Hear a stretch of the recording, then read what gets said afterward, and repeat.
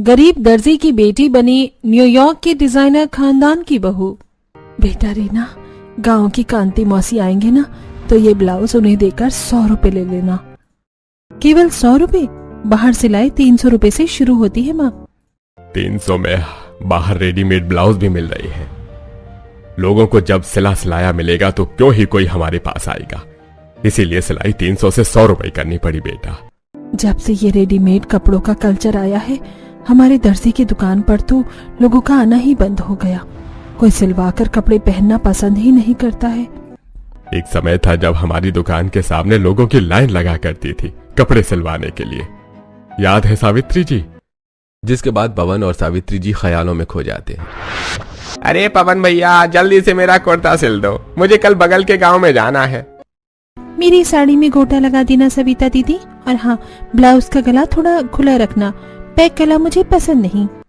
इस तरह पवन और सविता जी की टेलरिंग की दुकान पर लोगों की लंबी लाइन लगी होती है। सारा दिन दोनों मेहनत करके वो पैसे कमाते हैं। वहीं शाम में घर पर देख रही हो सविता, आज बढ़िया कमाई हो गई। ऐसे ही ग्राहक आते रहे तो हमारी मुनिया की शादी के लिए अच्छे पैसे जमा हो जाएंगे। दोनों पुरानी बातें सोच रहे होते हैं कि तभी रीना उन्हें उनके ख्यालों से बाहर लाती है। माँ, पापा, कहाँ खो गए आप दोनों? कुछ नहीं, बस पुराने समय के बारे में सोच रहे थे जब कपड़े सिलवा कर पहनने का जमाना था। तो फिर हम गरीब कैसे हो गए? समय समय की बात है, लोगों ने कपड़े पहनने का तरीका बदल दिया और हमारी किस्मत और खराब हो गई। अब तो बस यही चिंता है कि तेरी शादी हम कैसे करेंगे। क्या पापा, आप मेरी शादी के पीछे क्यों पड़े रहते हो? क्योंकि तेरी शादी की उम्र हो गई है बेटा। ठीक है, मेरे कॉलेज का समय हो रहा है, मैं कॉलेज जा रही हूँ। रीना के घर वालों को हमेशा यही चिंता रहती थी कि बिना दहेज के कौन सा अच्छा लड़का उनकी बेटी से ब्याह करेगा। वहीं कॉलेज में सूट पहनकर जाती, जिसकी वजह से उसके कॉलेज में सभी उसे चिढ़ाते और उसका मजाक बनाते। रीना जब कॉलेज पहुंचती है तो वो देखो आ गई बहन जी। अरे यार रीना, कभी तो ढंग के कपड़े पहनकर आया कर, जब देखो तब वही सलवार सूट पहनकर आ जाती है। इससे अच्छी तो हमारे ही कपड़े हैं। पैसा बचाने के लिए भले ही ब्रांड्स की सेल का वेट करते हैं, लेकिन जमाने के साथ चलते हैं। बहन, तू भी बहन जी बन के रहने से अच्छा मॉडर्न बन जा।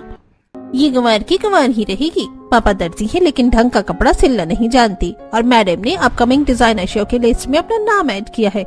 देखो कैसी डिजाइनर ड्रेस बनाएगी। तुम लोग उसकी चिंता मत करो, और मेरे पास जो है मैं वही पहनूंगी ना। जिसके बाद रीना वहां से चली जाती है। वहीं 2 दिन में कॉलेज में डिजाइनर्स फेस्ट होने वाला था, जहां पर रीना और बाकी प्रतिभागियों को अपनी क्रिएटिविटी से ड्रेस डिजाइन करके फेस्ट में प्रेजेंट करना था। रीना घर आकर बहुत ही ज्यादा चिंतित थी कि वो ये कैसे करेगी। बस 2 दिन बाकी है कंपटीशन में। भगवान को ही तो रास्ता बताओ कि मैं ये कंपटीशन जीत जाऊं। अगर जीत गई तो क्या पता बड़ी डिजाइनर कंपनी से मुझे काम का भी ऑफर आ जाए। रीना को खुद से बात करते हुए देख सविता जी, क्या हुआ, इतना सड़ा हुआ मुंह क्यों बना है आज बिटिया रानी का? सविता जी के पूछने पर रीना उन्हें सारी बात बताती है, जिसके बाद सविता जी उसे एक आइडिया देती हैं, जिसे सुनकर रीना बहुत खुश हो जाती है। ये तो कमाल का आइडिया है मम्मी, अब तो देखना आपकी बेटी छा जाएगी। जिसके बाद 2 दिन और रात जाग कर रीना बड़ी मेहनत से एक डिजाइनर कॉस्ट्यूम तैयार करती है। ये कॉस्ट्यूम तो बड़ी ही प्यारी है बेटा। बचपन से फैशन डिजाइनर्स के बीच में रही हूँ तो माँ बाप का असर तो पड़ेगा ही न माँ। फिर रीना अपने डिजाइन की हुई ड्रेस लेकर कॉलेज जाती है, जहाँ सभी मैनिकिन पर अपनी अपनी ड्रेसेस सजा रहे थे। रीना भी अपनी बनाई हुई ड्रेस मैनिकिन पर सजाने लगती है, जिसे देखकर सभी हंसने लगते हैं। बहन, माना तू गरीब है लेकिन चिंदी चोरी वाली हरकत तो मत कर। तेरी चिंदियों की बनी ड्रेस से तेरी औकात का पता चल रहा है। पक्का आज तो मैं ही जीतूंगी। देख, मैंने पिया वाली ड्रेस डिजाइन की है। इस तरह सभी रीना का मजाक उड़ाने लगते हैं। वहीं जब जजेस सभी की डिजाइन की हुई ड्रेस देखने लगते हैं तो उन्हें उसमें कुछ खास नजर नहीं आता। वहीं रीना की ड्रेस देखकर सभी उसे टच करके और आगे पीछे से देखने लगते हैं। आपने ये ड्रेस कैसे डिजाइन की है? सर, मेरे पेरेंट्स टेलर हैं, तो दुकान पर जो छोटे छोटे पैंट शर्ट जीन्स के कपड़े थे और जो ब्लाउज और सूट के कपड़े थे, मैंने उनसे ही ये ड्रेस बनाई है। ऊपर के टॉप के लिए मैंने जीन्स के कपड़े का यूज किया है, वही बॉटम एरिया के लिए कलरफुल सूट और ब्लाउज के कपड़ों को डिजाइन में कट करके ज्वाइन किया और यूज किया है। जजेस ध्यान से रीना की बातें सुन रहे थे और ड्रेस ऑब्जर्व कर रहे थे। उनके ऑब्जर्वेशन देखकर बाकी लोग हंस पड़ते हैं। देखना अभी जजेस कैसे इसकी डांट लगाएंगे।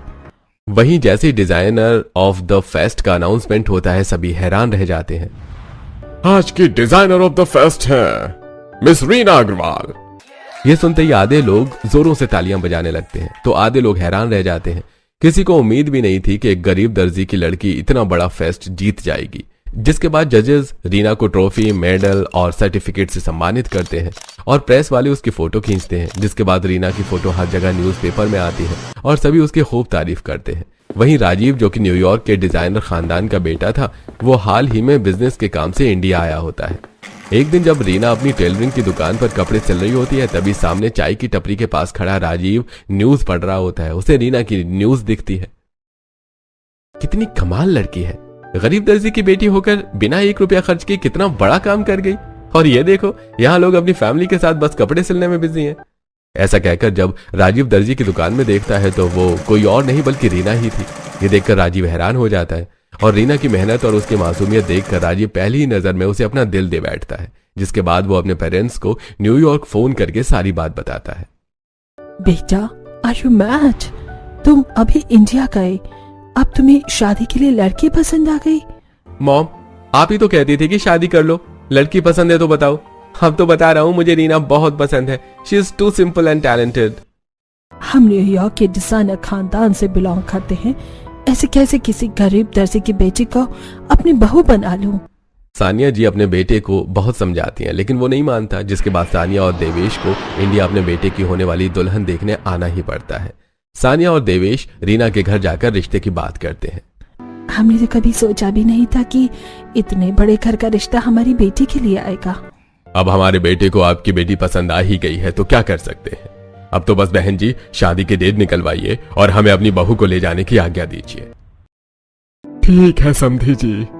जिसके बाद पवन और सविता शादी की डेट निकलवाते हैं और 1 हफ्ते बाद की शादी की डेट फिक्स हो जाती है।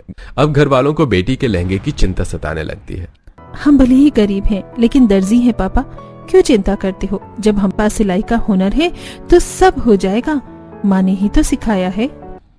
रीना को डिजाइनर ड्रेस जीतने के टाइम की बात याद आती है कि उसकी माँ ने कैसे जुगाड़ बिठाया था। वैसे ही रीना अपनी माँ के साथ बाजार जाकर थोक में नेट, जॉर्जेट, मखमली कपड़े, मोटे चमकीले गोटे और ढेर सारे पैचेस खरीदती है। जिसके बाद माँ, बेटी और पिता तीनों मिलकर रीना की शादी की ड्रेस तैयार करते हैं और धीरे धीरे शादी के बाकी काम भी हो जाते हैं। रीना का लहंगा जुगाड़ू था लेकिन बहुत ही सुंदर लग रहा था।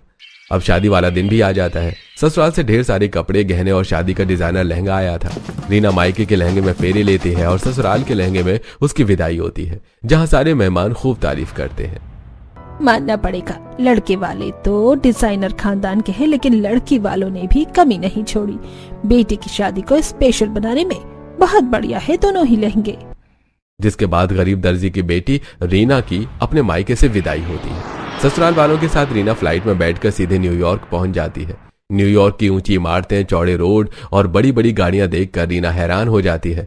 हर लोग वेस्टर्न आउटफिट में थे और फिरंगी फिरंगी नजर आ रहे थे। ये देश तो काफी अलग है।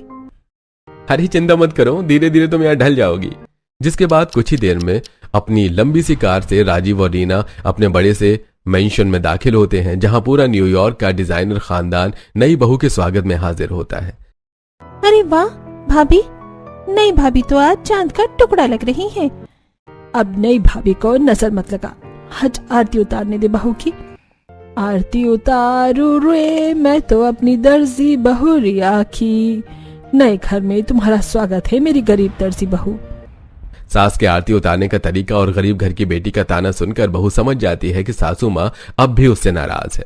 रीना का गृह प्रवेश होता है और रीना लाल रंग से पैरों की छाप देते हुए घर में आती है। राजीव, मैंने तो सोचा ही नहीं था यहाँ न्यूयॉर्क में भी ऐसी रस्में होती हैं। हम न्यूयॉर्क में रहते हैं तो क्या हुआ, है तो इंडियन ही, तो रस्में तो होंगी। फिर राजीव और रीना देर तक बातें करते हैं और फिर सो जाते हैं। अगली सुबह रीना जल्दी से नहाकर मायके से मिली हुई हल्की साड़ी पहनकर तैयार हो जाती है और रसोई में चाय नाश्ता बनाने चली जाती है।